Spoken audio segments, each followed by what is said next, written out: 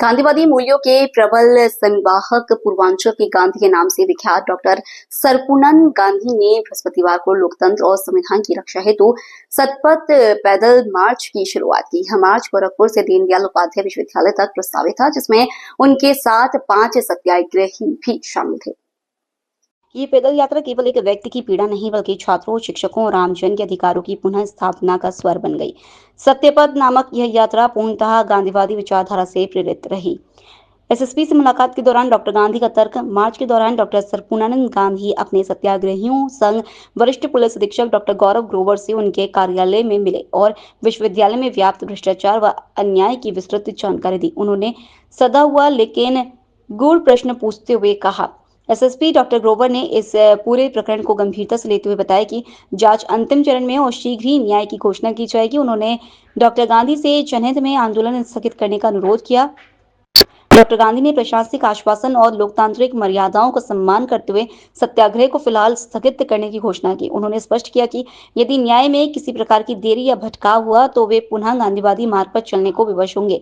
उनका यह सत्याग्रह अब केवल एक आंदोलन नहीं, बल्कि लोकतंत्र, अधिकार और अहिंसा की मिसाल बन चुका है। छात्रों, शिक्षकों और सामाजिक कार्यकर्ताओं के मध्य यह विषय गंभीर विमर्श और प्रेरणा का कारण बना है।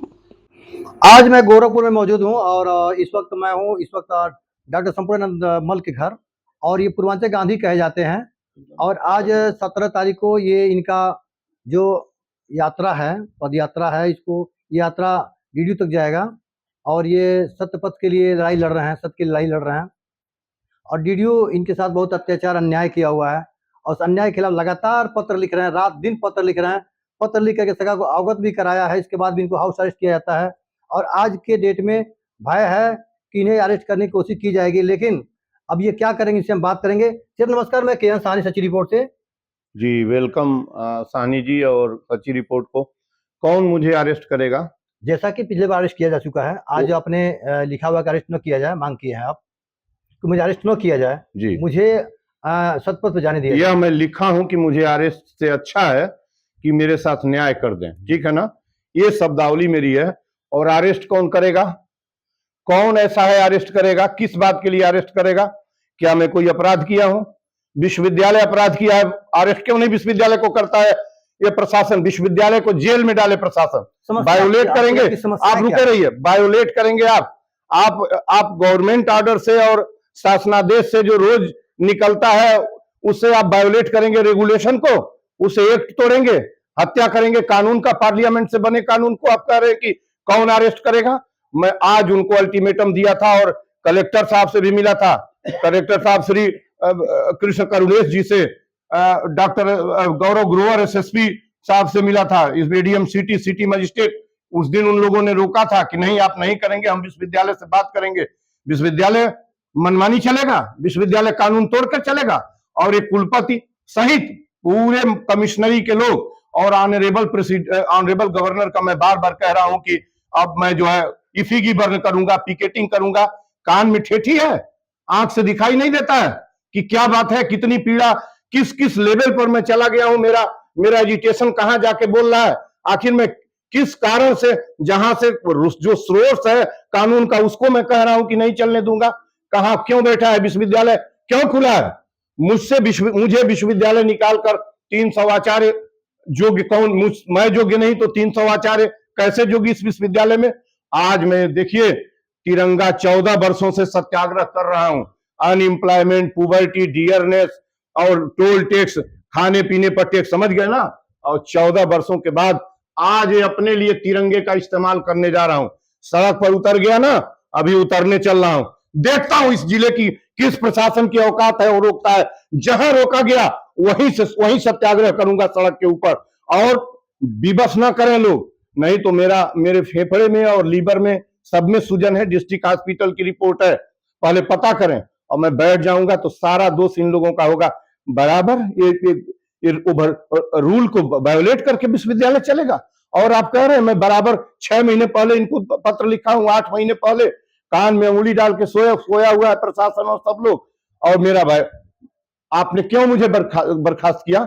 मेरा अप्रूवल डिक्लाइन क्यों किया विश्वविद्यालय ने? और अप्रूवल डिक्लाइन करके मेरा जीवन का स्रोत, अध्ययन, अध्यापन, अनुशासन, चरित्र, रिसर्च सब कुछ तो खा लिया, वोट लिया इस विश्वविद्यालय ने। तथाकथित नियुक्ति है हमारी, कौन क्यों लिखा गया तथाकथित नियुक्ति? मेरी नियुक्ति तथाकथित है? कौन बताएगा तथाकथित मेरी नियुक्ति है? और मैं इसके शासनादेश को क्या जानता हूं? मैं यूनिवर्सिटी ग्रांट कमीशन के रेगुलेशन से जो देश के सारे विश्वविद्यालयों के लिए जो सर्टिफिकेट मिला है उस पर लिखा है he/she is declared eligible for lecturership and this certificate जो है वो permanent, the validity of this certificate is permanent, ये लिख के मिला है। वाइस चांसलर के मर्जी से मैं योग्य हूं और अयोग्य देखता हूं ये विश्वविद्यालय कहां आज कैसे चलेगा, मैं यही मुझे देखना है कि ये सत्य चलेगा या असत्य मनमानी चलेगा। पूरा देश आपको देख रहा है, पूरा हिंदुस्तान आपको देख रहा है कि कितने आप जो है पीड़ित हैं और कितना आप जो है लोगों को बता भी रहे हैं। सरकारी अधिकारियों को हमने संबोधित भी किया हुआ है। आपके साथ बैठे हुए हैं तमाम अन्य लोग और भी हैं जिनसे हम बात करेंगे और जानेंगे भी इनसे भी क्या पक्ष इनका है। सर नमस्कार, क्या कहना चाहेंगे आपके साथ पांडे जी के साथ जो लगे हुए हैं, गांधी जी के साथ? विश्वविद्यालय प्रशासन रूल ऑफ लॉ की बिल्कुल अवमानना कर रहा है।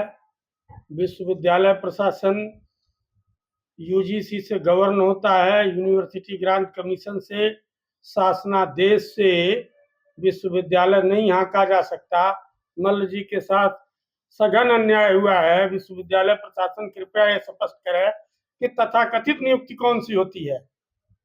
यदि कोई तथाकथित नियुक्ति होती है या इसके पहले हुई हो या इसके बाद हुई हो बताएं। तो वो भी अवगत कराने का कष्ट करें।